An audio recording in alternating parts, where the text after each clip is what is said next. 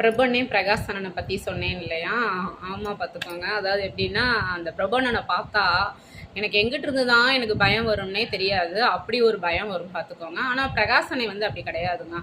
ரொம்ப வந்து கேரிங்காக இருக்கும். ஒரு நல்லா சொல்லும், ஏதாவது இந்த மாதிரி பண்ணாத மஞ்சரி அப்படின்னு சொல்லி ரொம்ப ஒரு குட்டி ஏஜ் தான் இருந்தாலும் அந்த குழந்தை பருவத்திலே வந்து நல்லா வந்து ஒரு அட்வைஸ் பண்ணுவாங்க பிரகாசனை பார்த்துக்கோங்க.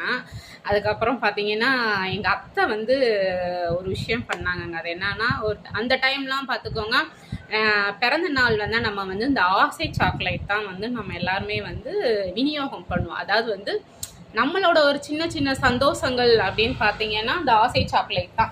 அதை வந்து ஸ்கூல் கொண்டு போய் கொடுக்குறதா இருக்கட்டும், பெரியவங்ககிட்ட காலில் விழுந்த ஆசீர்வாதம் வாங்குறதா இருக்கட்டும், நமக்கு எல்லாமே பார்த்துக்கோங்க அந்த ஆசை சாக்லேட் தான். இப்போ எல்லாம் அந்த சாக்லேட் வர்றது இல்லை.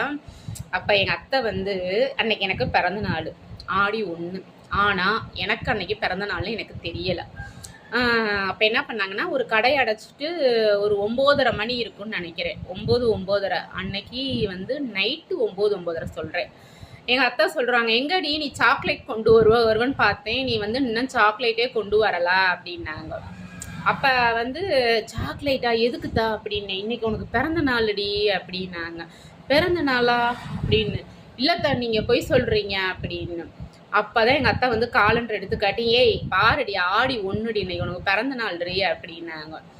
எனக்கு நானும் சொல்லவும் அது அம்மா மறைச்சிட்டாங்களே அப்படின்னு வெக்ஸாகி அழுகிறேன் குடங்குடமாக அழுகிறேன்.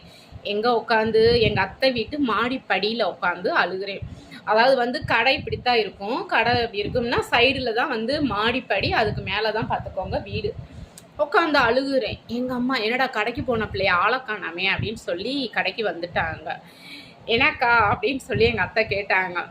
கேட்டால் எங்கே மஞ்சு வந்தால் ஆளை காணா அப்படின்ட்டு. இந்த தான் உட்காந்து அழுதுகிட்டு இருக்க, பிள்ளைக்கு பிறந்த நாள்னு ஒன்று கூட சொல்லலை நீங்கள் அப்படின்னு. எங்கள் அம்மானாலும் எங்கள் அத்தையை பிடிச்சி, ஏன் பத்துமா இப்படி பண்ணுற, காசு இல்லாத நேரத்தில் அவளை இப்படி சொல்லிட்டு, அவள் பாரு பிள்ளை அழுதுகிட்டு இருக்கா அப்படின்னு. அப்போ பக்கத்தில் வந்து செங்கோட்டையன் மாமான்னு இருந்தாங்க. அவங்க வந்து பார்த்துக்கோங்க அந்த கொத்தனார் கான்ட்ராக்டர் அவங்க. அப்போ வந்து யதார்த்தமாகவே அன்றைக்கி வெள்ளிக்கிழமை கோயிலுக்கு போயிட்டு அர்ச்சனை பண்ணி வந்து தேங்காய் வாழைப்பழம்லாம் வாங்கிட்டு வராங்க. நான் வேறு இந்த மாதிரி அழுதுகிட்டு இருக்கேன்னா, அந்த அம்மா உனக்கு வந்து தேங்காய் வாழைப்பழம் அப்படின்னு சொல்லிட்டு என்கிட்ட கொடுத்துட்டாரு. இருந்தாலும் எனக்கு வந்து மனசு ஆறலை. அன்னைக்கு நைட்டு ஒரு 9:30 கிளம்பி பிள்ளைய கூட்டிகிட்டு போய் ட்ரெஸ் எடுத்துகிட்டு வந்து கொடுத்தாலே கொடு அப்படின்னு சொல்லி அப்பா வந்து கிளப்பி விட்டுட்டாரு.